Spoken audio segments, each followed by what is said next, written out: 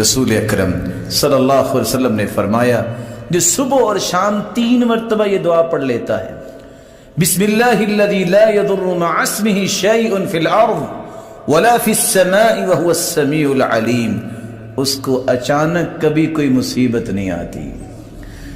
3 مرتبہ صبح اور 3 مرتبہ شام۔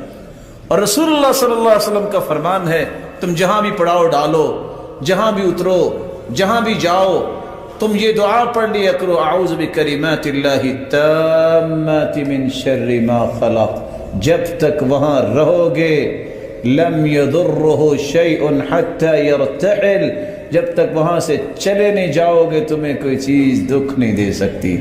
آج ڈاکٹرز بھی کہتے ہیں گیدرنگ کی جگہ پہ 4 لوگ اکٹھے ہیں وہاں جانے سے رکو، حدیث کیا کہہ رہی ہے؟ تم جہاں بھی جاؤ یہ دعا پڑھ لو، وہاں سے تمہیں کوئی تکلیف نہیں ہوگی۔ امام اوزاعی کہتے ہیں زندگی میں میں نے 1 مرتبہ اس سفر میں یہ دعا مجھے بھول گئی، اسی دن یہ بچھو نے کاٹ لی ہے۔ اللہ ذوالجلال سے پہلی دعا تو یہ ہے اللہ ذوالجلال ان روشن چہروں کو ہر بیماری سے محفوظ فرمائے اور سننے والوں کو بھی ہر بیماری سے محفوظ فرمائے، اور جو بیمار ہیں ان کو شفا یاب کر دے۔